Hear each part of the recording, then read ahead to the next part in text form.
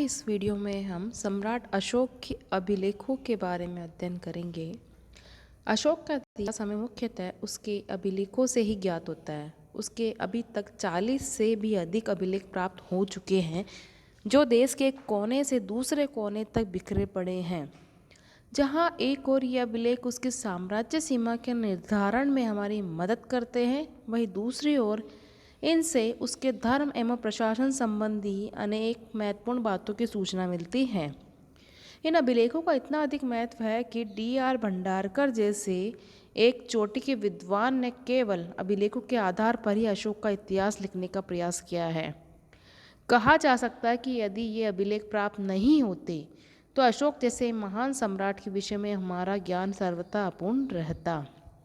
सर्वप्रथम 1837 ईस्वी में जेम्स प्रिसेप्ट नामक विद्वान ने अशोक के लेखों का उद्वाचन किया, किंतु उन्होंने लेखों के देवनागरी की पहचान सिंहल के राजातिश से कर डाली।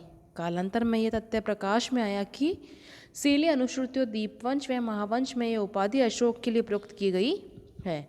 अंततः 1915 ईस्वी में मास्की से प्राप्त लेख में अशोक नाम भी पढ़ लिया गया। अशोक के अभिलेखों का विभाजन हम 3 भागों में कर सकते हैं: शिलालेख, दूसरा स्तंभ लेख, तीसरा गुहालेख। इनका जो विवरण हम देखें तो सबसे पहले हम बृहद शिलालेख यानी मेजर रॉक एडिक्ट्स के बारे में बात करेंगे। इसके अंदर 14 बृहद शिलालेख आते हैं। ये अशोक के 14 विभिन्न राज्याज्ञा यानी शासनादेश हैं, जो 8 भिन्न भिन्न स्थानों से प्राप्त किए गए हैं। इनका जो है शहबाजगढ़ी आधुनिक पाकिस्तान के पेशावर जिले के यूसुफजई तहसील में यह स्थित है।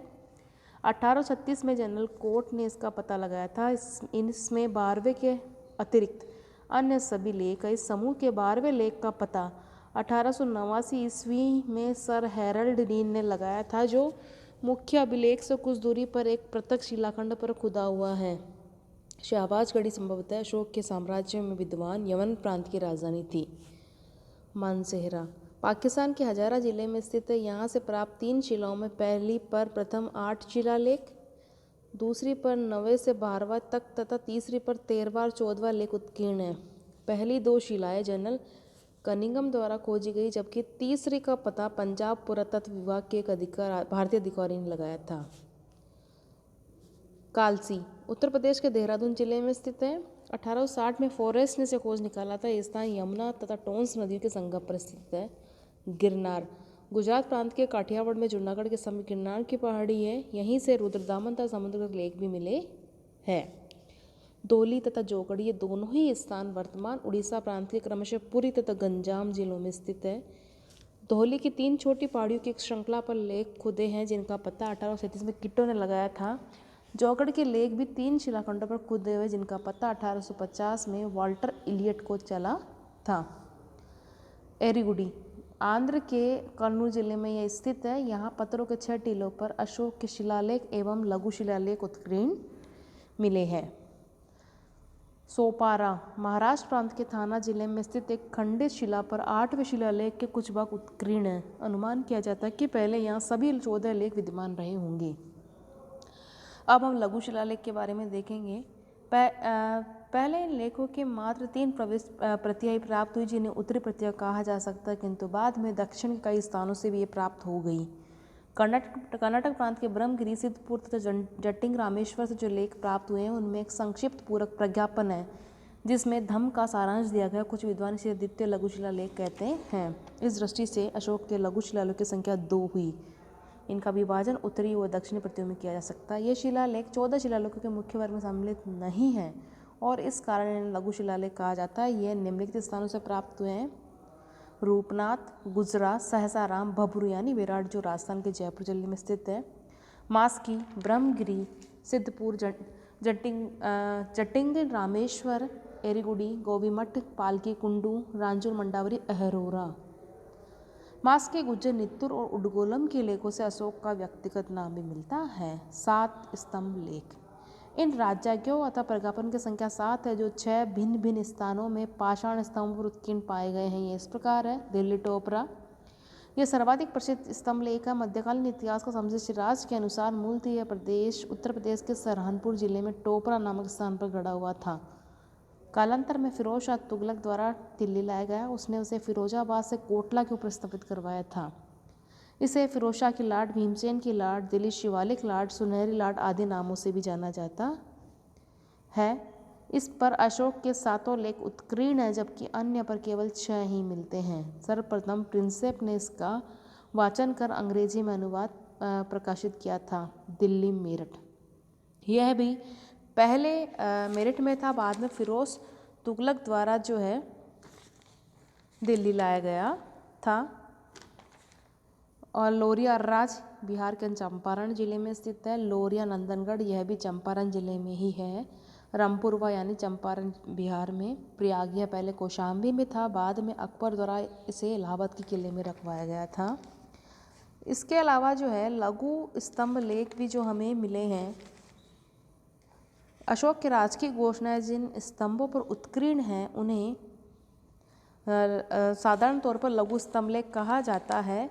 ये निम्नलिखित स्थानों से मिले हैं। सांची जो रायसेन जिला मध्य प्रदेश में है स्थित है। सारनाथ जो कि वाराणसी उत्तर प्रदेश में है। कौशाम्बी जो कि इलाहाबाद के समीप है। रुमनदेई नेपाल की तराई में स्थित है। निगाली सागरिया भी नेपाल की तराई में स्थित है। सांची सारनाथ के लघु स्तंभ लेख में अशोक अपने महामात्रों को संघ भेद रोकने का आदेश देता है। कौशाम्बी तथा प्रयाग के स्तंभों में अशोक की रानी करुआकी द्वारा दान दिए जाने का उल्लेख है। इसे रानी का अभिलेख भी कहा गया है।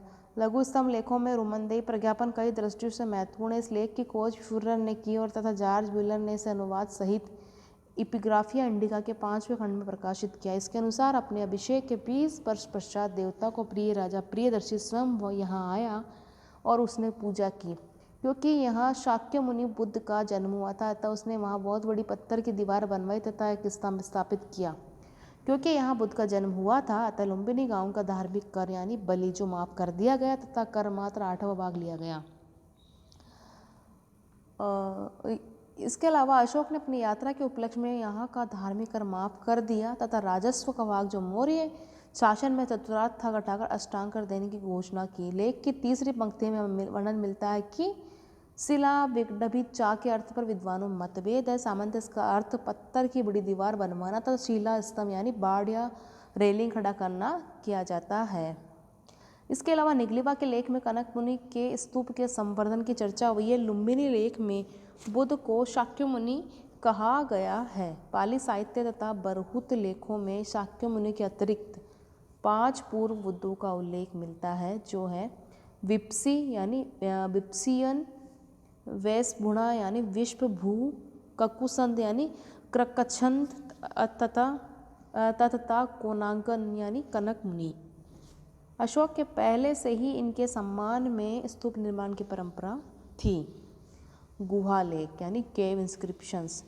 दक्षिण बिहार के गया जिले में स्थित बराबर नामक पहाड़ी की 3 गुफाओं की दीवारों पर अशोक के लेख उत्कीर्ण हमें मिलते हैं। इनमें अशोक द्वारा आजीवक संप्रदायों के साधुओं के निवास के लिए गुहा दान में दिए जाने का विवरण देते। गुहा यानी गुफा। ये सभी अभिलेख प्राकृत भाषा में तथा ब्राह्मी जो लिपि है उसके अंतर्गत ये उत्कीर्ण थे। केवल 2 अभिलेख जो मिले हैं शाहबाजगढ़ी तथा मानसेरा की लिपि ब्राह्मी और अरोस्टी है। यह दाई से बाई ओर लिखी जाती थी।